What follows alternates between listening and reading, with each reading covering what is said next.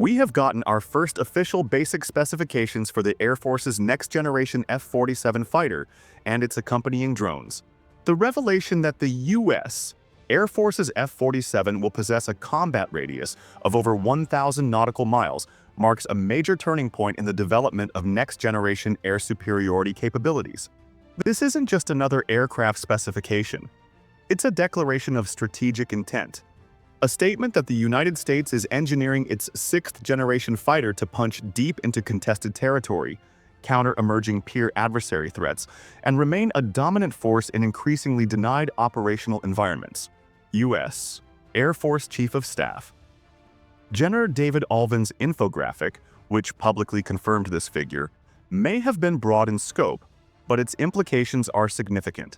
As the F-47 steps into the light, replacing the aging F-22 and serving as the centerpiece of the next-generation air dominance program, its stated capabilities offer the first clear insights into America's vision for future air combat. A combat radius of 1,000+ nautical miles isn't just an engineering achievement, it's a strategic necessity. In a world where China's anti-access area denial systems blanket the Western Pacific with overlapping layers of long-range surface-to-air missiles, advanced aircraft like the J-20, and radar networks capable of detecting low observable threats, having a fighter capable of operating well beyond traditional reach is crucial. The F-22, once the pinnacle of stealth and maneuverability, falls short of this endurance threshold. The F-35A, although highly capable in multi-role operations, similarly cannot match the depth the F-47 now promises. Boeing's design appears to be a response to these hard realities. A platform purpose-built to operate far from home bases or even forward operating locations, fully able to prosecute targets within highly defended enemy airspace, while serving as a command node for its uncrewed collaborative combat aircraft or CCA counterparts. However, the phrase 1,000+ raises more questions than it answers. Is the plus a minor buffer or a placeholder for a truly revolutionary leap? In range perhaps even up to 1,550 nautical miles, military officials have deliberately left that ambiguous, undoubtedly to maintain operational security. This practice is common in public disclosures surrounding sensitive programs. What's important is that this figure aligns with trends across the services. The Navy's F/A-XX, for instance, has been projected to have about 25% more range than the F-35C, putting it around 850 nautical miles. In contrast, the F-47's range figure suggests an advantage closer to 50% over current 5th-gen fighters, which would be plausible given that it's designed to launch from airfields with greater takeoff weight allowances and fuel capacity, not aircraft carriers. Speed is also addressed in the USAF's new data. The F-47 will fly at speeds exceeding Mach 2. While impressive, the emphasis today is less on absolute speed and more on supercruise, the ability to fly supersonically without afterburner. Supercruise enhances survivability, fuel efficiency, and mission flexibility. Details remain scant on this front, but considering President Trump's earlier comments during the F-47 contract award and what we've seen from previous high-end fighters, expectations are high for a balance of speed and endurance optimized for long-range penetration strikes and tactical command roles.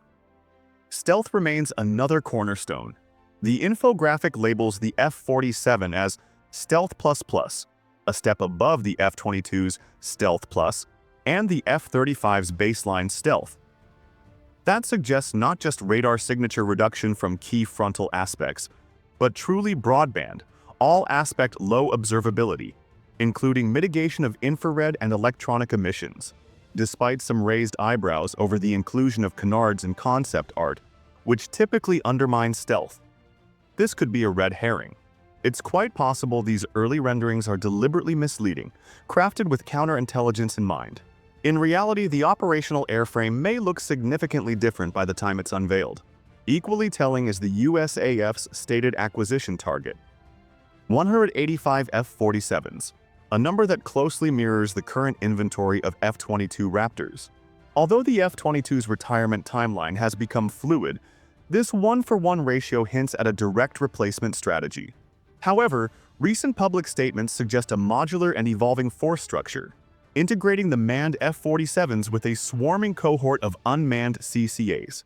These loyal wingmen, particularly the YQF-42A and YQF-44A, are slated for an initial run of 100-150 units, with the long-term program eyeing over 1,000 drones across multiple iterations. Each will play a unique role, extending the reach and resilience of U.S. air power.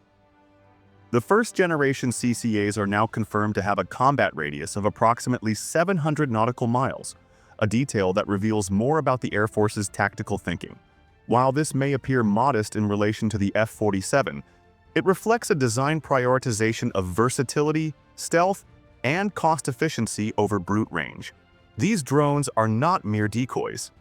They are sensor platforms, deciders, shooters, and force multipliers. Manned-unmanned teaming, MUMT, is central to NGAD, and the F-47 will act as the digital quarterback of the skies, coordinating its robotic teammates across complex, electronic warfare-infused airspaces.